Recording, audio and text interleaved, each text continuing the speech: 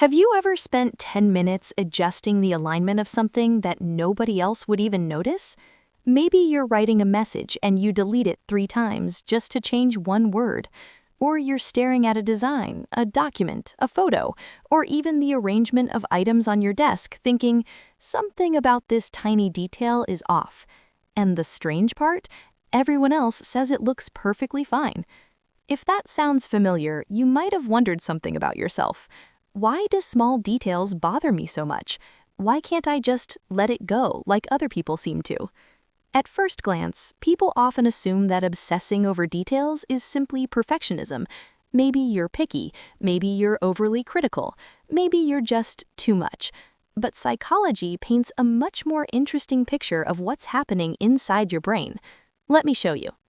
Imagine 2 people walking into a messy room. One person sees chaos, books everywhere, clothes on the floor, papers scattered across a desk. Their brain processes the scene as a general blur of disorder. But the second person notices something very different. Their attention zooms in, the crooked picture frame, the uneven stack of books, the pen that's slightly out of place. It's like the difference between looking at a forest and noticing every single leaf. Psychologists call this attentional focus. Your brain has a limited amount of attention, and it constantly decides what deserves that attention. Some brains naturally prioritize the big picture. Others zoom in to the micro details. And here's the fascinating part. Neither one is better.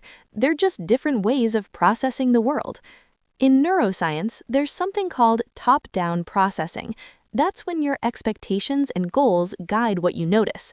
But there's also bottom-up processing, where sensory information grabs your attention first. People who are detail-oriented often have brains that are highly responsive to those bottom-up signals. Your brain is basically saying, hey, that tiny thing right there, that matters. This trait shows up strongly in artists, engineers, editors, designers, scientists, people whose work depends on noticing what others miss. Imagine a watchmaker building a mechanical watch. One tiny misalignment and the whole system fails. In that world, obsession with detail isn't a weakness, it's a superpower. But in everyday life, that same ability can feel exhausting because your brain doesn't always know when to turn it off. Think about proofreading an email. Most people glance through it and hit send. But if you are detail-focused, your brain spots every typo, every awkward sentence, every misplaced comma. It's like your mind has a microscopic lens constantly staining for imperfections. Sometimes that leads to brilliance. Sometimes it leads to overthinking. And often, detail-oriented people experience something psychologists call cognitive tension. Your brain detects small inconsistencies that others ignore. A crooked line in a design, a slight mistake in logic, a subtle change in someone's tone. These tiny signals trigger a feeling that something isn't quite right. Your mind wants to resolve that tension, so you keep adjusting, fixing, tweaking. But here's where things get interesting. This trait is also deeply connected to personality psychology, especially a trait known as conscientiousness. People high in conscientiousness tend to be careful, organized, and precise. Their brains are wired to reduce errors and improve outcomes. Historically, that trait helped societies function. Builders who checked every measurement twice created stronger structures.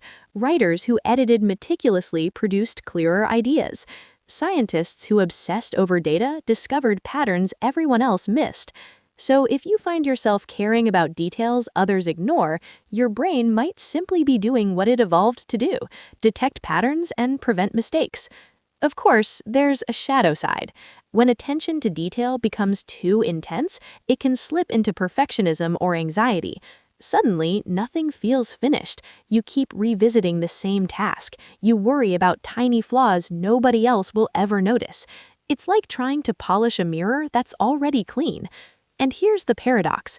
The same brain that helps you create beautiful, precise work can also trap you in endless loops of self-criticism. That's why the healthiest detail-oriented people learn something important over time.